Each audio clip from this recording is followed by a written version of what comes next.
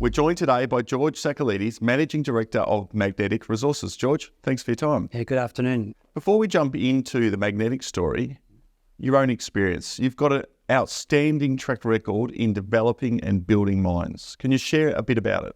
Well, I seem to be able to find mines, and the last was the mineral sand discoveries, and they've been mining the Budenaring deposit for the last 4 years, and there's ongoing deposits that we mine in the future.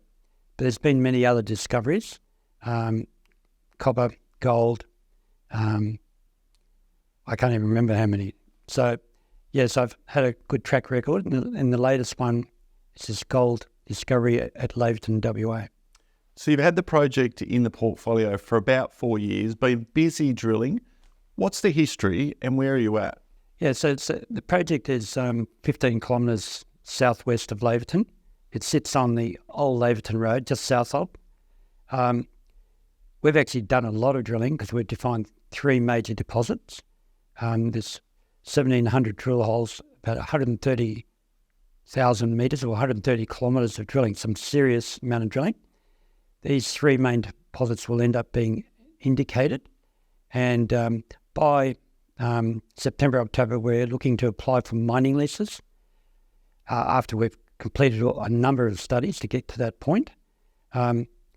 Because 2 of the deposits outcrop or start on surface and they dip gently to the east, we believe the economics will be pretty fabulous, mainly because there's no strip or no overburden.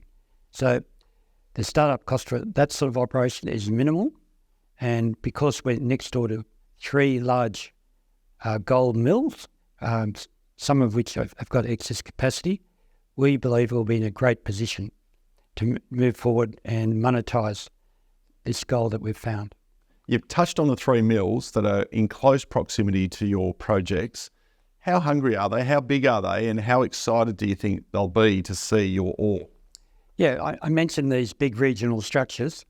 The Chatterbox Shear is 32 kilometres long. So it starts at Beasley Creek and goes through another deposit called Apollo, goes through Lady Julie North 4, our Mount Jumbo, and then it heads towards Wallaby. Now, Wallaby is a 7 million ounce deposit in a world-class and standard. They're currently mining down at a kilometre depth. So we are surrounded by some big mills, but also some big mines. So Wallaby is definitely one of those. Further south is the Sunrise Dam mine, which is 16 million ounces, owned by Anglo Ashanti. So we're definitely in an elephant country. We've got the big regional structure. So it's important that we assess what we have, but also talk to our neighbours who have got that excess capacity. How closely do you think they're watching what you're doing?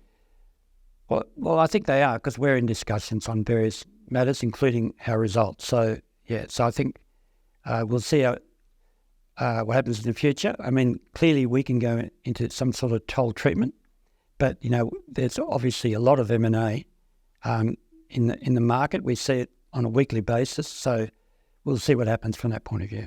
Investors generally think you need 1 million ounces and a big resource, lots of money to develop these sort of projects, but clearly you don't. It's all about the proximity to mills that are hungry, but also the stripping costs and how quickly and easily you can get the gold out of the ground. Yeah, that's correct. Look, people talk about 1 million ounces being the minimum, and I won't say it's rubbish, but that's correct if you are going to build a plant, which is going to cost you hundreds of millions of dollars. We are not in that situation, and it'd be crazy to contemplate building a plant when there's those 3 big hungry plants next door. I mean, the economics will be so much different.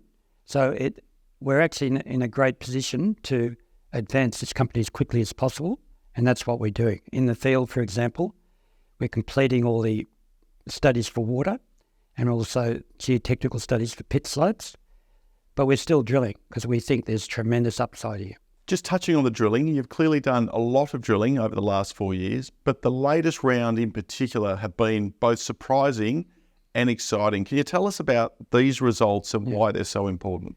Okay, well, the last deposit, there's 3 deposits, Hawksnest 9, which we drilled first, Lady Julie Central, which was second.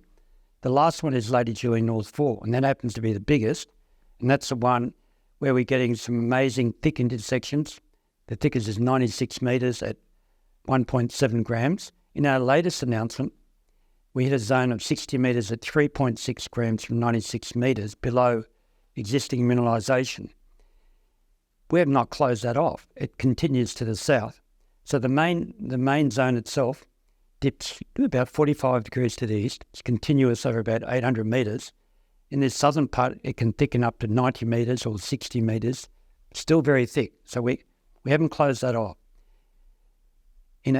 To the south, but also at depth. So the depth extent of this is not being closed off. So obviously, if it keeps going at depth, then there's tremendous upside for the resource to go through the roof. Where to from here? What's the plan, and what should investors be focused on over the next 6 to 12 months? Well, I guess the milestone will be applying for mining leases and then looking to be in production by next year. Looking for the opportunity to toll treat. At the same time, as that's going on, looking at these results and assessing, how big can this be? I mean, look, we're not going to say we're going to get to 1 million ounces, but that's the aim. And if we can get the depth extent, we've done enough work to demonstrate that we believe that the structures that contain the gold are quite altered.